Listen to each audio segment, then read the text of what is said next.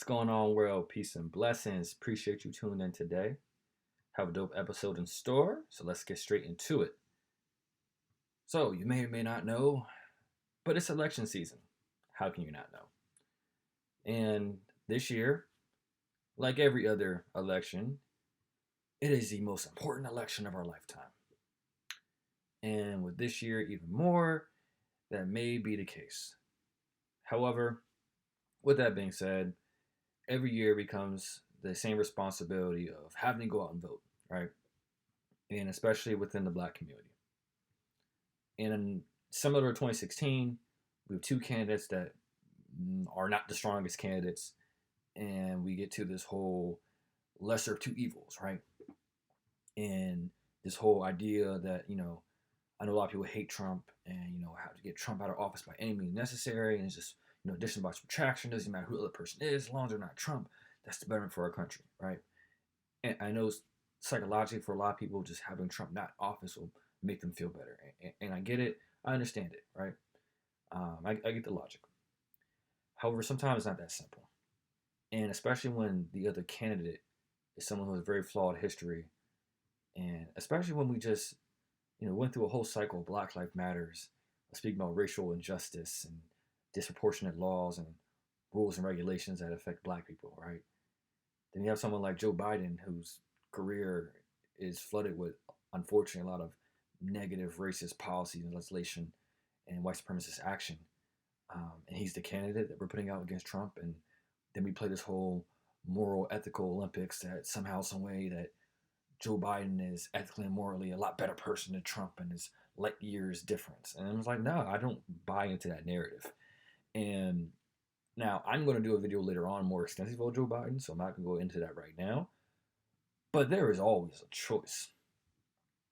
So I think in the black community, the issue oftentimes arises from the fact that there is a generational divide in the black community, especially with the older black generation and younger black generation, between the boomers and millennials, right? And because the older black generation, right, they were young when there was civil rights going on and Jim Crow was going on, right? And all these various different racial disparities and equities and segregation. They remember this stuff, right? They were either kids, young adults, their parents experienced, grandparents experienced, right? But it's something that was their upbringing they remember. They remember all that tension. They remember just the basic rights that black people did not have that we have now, right? So, just because the Civil Rights Act of, 64 got passed, didn't mean, and where we're at now in 2020, and there'll be a lot of progression, they didn't forget that stuff. It's not something that just goes away. On the same side, like I always like to say, just because the Civil Rights Act of 1964 got passed, didn't mean all those racist, white supremacist people disappeared and suddenly weren't racist anymore. They were still racist and they live today and still racist. But anyway, I say all to say this. Older black generation definitely has a different viewpoint than this younger black generation because they know how far we've progressed, right? They personally can attest to it. And unfortunately, they dealt with a lot of fear a lot of negativity, right? Actual physical beatings. That stuff's embedded. And that was one reason also you saw such a large celebration when President Obama was first elected, right? Because as a first black president for them, it was such a even it's for everybody, but for them especially, it was huge for them to see, from black men and black people being beaten on the ground to being, leader of the free world it is a huge accomplishment symbolically. But with that, unfortunately, that remembrance of those negative times sometimes can be a roadblock in my personal opinion, because as a millennial, I'm blessed that my ancestors and my elders, they sacrificed so we did not have to grow up in that negative time. We didn't grow up in segregation. We grew up in integration. We grew up where black people have rights and opportunities like every other American. That's something they didn't have.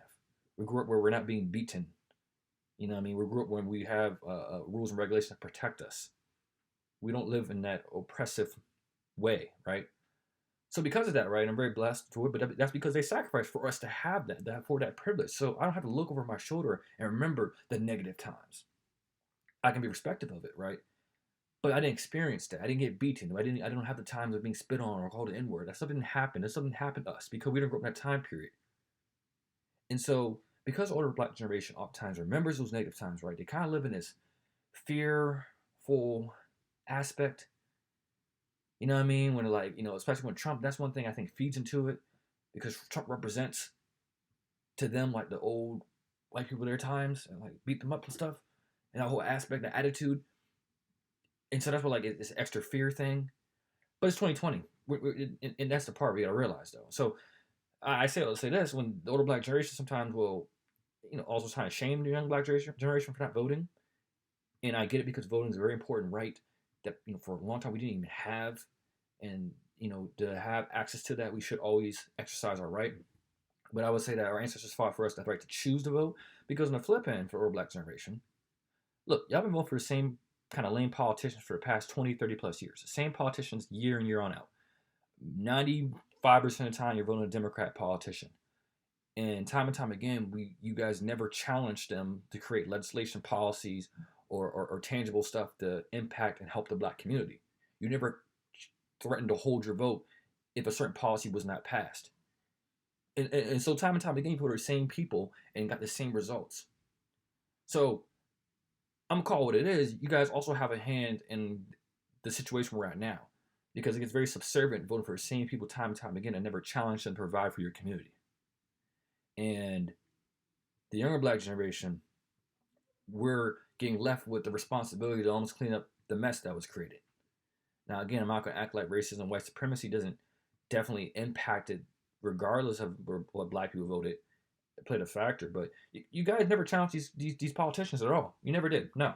So, and maybe it did for a large amount, but a lot of people will just blindly vote Democrat and never even press to vote anything else, right? Because we have to get out of this mindset that, look, yes, of course, the Republican Party has absolutely been, passed racist and negative policies in the black community. But so has the Democratic Party.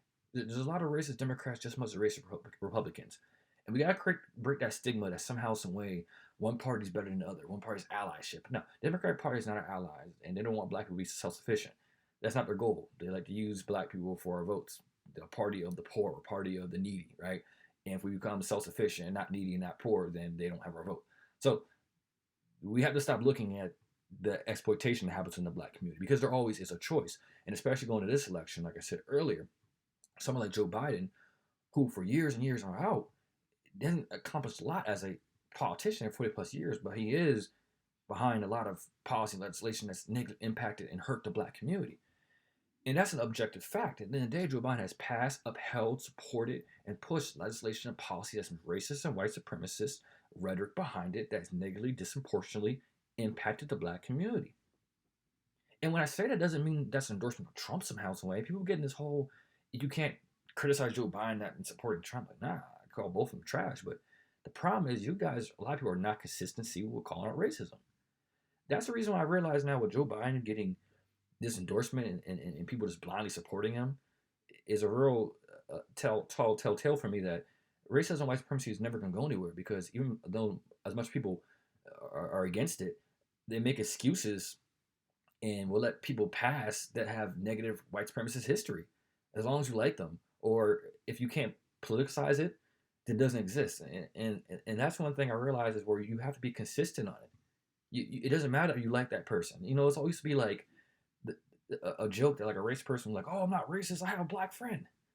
And like that's Joe Biden and an Obama relationship. And because again, the older black generation and that, that romanization kind of to Obama, they let Joe Biden pass. So say, oh, Joe Biden's cut on different cloth. He was a white man and let a black man lead. And he's different. He was vice president. Name any time ever a vice president overtook a president. You're seen, not heard. He did his job. We have to stop acting like Joe Biden didn't have nothing to gain from that. He's running for president now, which by the time like the fifth time running for president, he don't have to gain. And remember, he got put on the ticket because of his foreign policy and foreign affairs experience. It wasn't because he was an abolitionist. Okay, so Lyndon B. Johnson signed Kennedy's Civil Rights Act into law, but Lyndon B. Johnson also is a very overt racist. So we have to stop getting caught up in this whole because someone's Democrat or someone did something to help the black community work with a black person that they can't be racist. No, man, it's about politics, positioning. And for a lot of people, a lot of these black celebrities, they're sympathizers, and they excuse this behavior. This whole, oh man, it's necessary. At the end of the day, the average person can't name you 5 actual policy and legislation that Trump's passed that's negatively impacted the black community. I don't think he's an ally. But the notion somehow he's this boogeyman, the devil, and that we have to get him out of office for the black community's sake, no, that's not happening at all. And you can't, no people can bring it up, but it can't happen. I can name you some things that help the black community, but I don't think he's an ally. So, at the end of the day, Joe Biden has hurt the black community more than Trump has. I'll call it it is. But the reality is, in this election, Trump's bad for all Americans. Joe Biden's only bad for the black community. Which is why so many people are just dismissing Joe Biden's negative aspect because it didn't affect them, doesn't hurt them. And for a lot of black people, the way you're just like, oh, Joe Biden has my vote. It's like, oh, it's really disgusting and embarrassing more than anything else. And I will discuss him at a later time. But we have to get out of this group think. Look, your state and local officials are more important and have more direct impact in your life than anything from the national executive level. And that's the reality. So that's why I never say voting doesn't matter. Voting's important. But when they try to shame people, like, oh, they're trying to stop your vote because it matters. No, there's a difference between your vote mattering and having a direct impact in your life and your vote mattering to a political party that wants to exploit and use it for their own policies. And it's like, we have to demand stuff. At the end of the day, like, we can't just subserviently give our power away that simply. This is a time right now in the black community where we can talk about reparations, right? We can talk about policy and tangible stuff. We can demand it. We can hold that vote.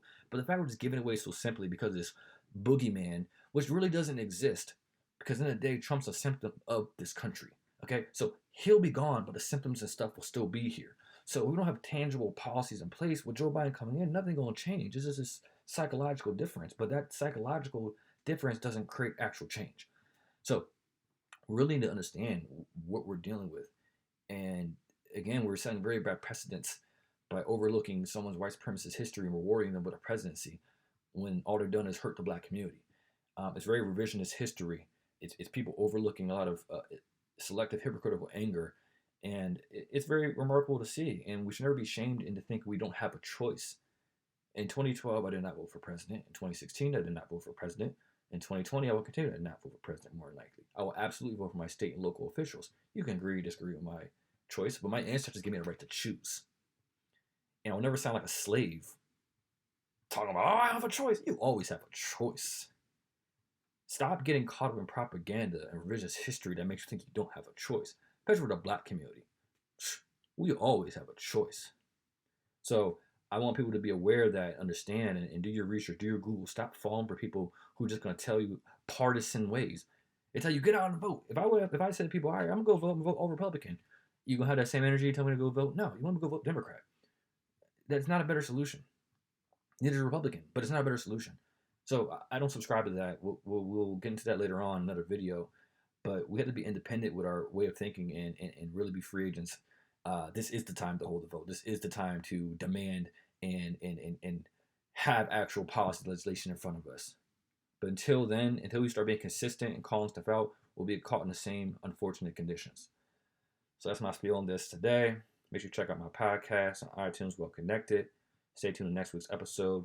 Until then, stay tuned, stay hip, stay connected.